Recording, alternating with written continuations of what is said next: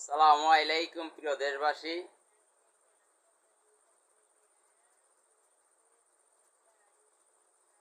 বাংলাদেশের রাজনীতিতে এখন তোলপাড় শুরু হয়ে গেছে ইসলামী আন্দোলন বাংলাদেশকে নিয়ে এবং জামায়াত ইসলামকে নিয়ে। বাংলাদেশে বর্তমানে নিবন্ধিত দল 42টা, অনেকগুলো দল আবার নির্বাচন কমিশনে নিবন্ধন দেওয়ার জন্য তাদের ফাইলপত্র জমা আছে, সেখান থেকেও আরও রাজনৈতিক দল আসতে পারে। নির্বাচন না হলে আপনারা বুঝতেই পারবেন না যে ইসলামী আন্দোলন বাংলাদেশ এবং জামায়াত ইসলামের কি পরিমাণ ভোট বেড়েছে। সেটা নির্বাচন হলেই আপনারা বুঝতে পারবেন। ওই বামপন্থী নাস্তিকরা তারা বলে ইসলামের 1% ভোট। 1990-91 সালের নির্বাচনে তখন সমস্ত ইসলামিক দলগুলো মিলে ভোট পেয়েছে 15%।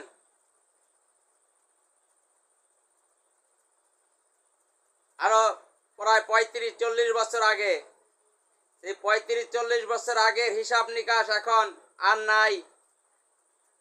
এখন 2025 সাল, মানুষের ভিতরে পরিবর্তন আসছে। মানুষ পরিবর্তন চায়, মানুষ ইসলামকে ক্ষমতা চায়।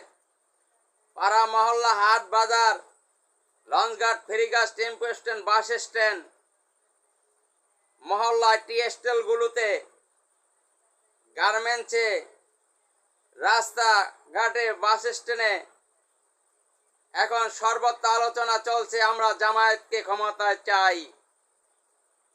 আমরা আর ফ্যাসিস্টকে ভোট দিব না। আমরা অনেক দেখেছি তারা এদেশের মানুষকে শান্তি দিতে ব্যর্থ হয়েছে। আমরা পরিবর্তন চাই। এখন ডায়ালগ একটা, পরিবর্তন চাই, জামায়াতকে ভোট দিব। ইনশাআল্লাহ জামায়াত এবং ইসলামী আন্দোলন বাংলাদেশের কি পরিমাণ ভোট বাড়ছে সেটা নির্বাচনে আপনারা দেখতে পারবেন ইনশাআল্লাহ। পীর সাহেব চরমনাই দিন রাত অক্লান্ত পরিশ্রম করে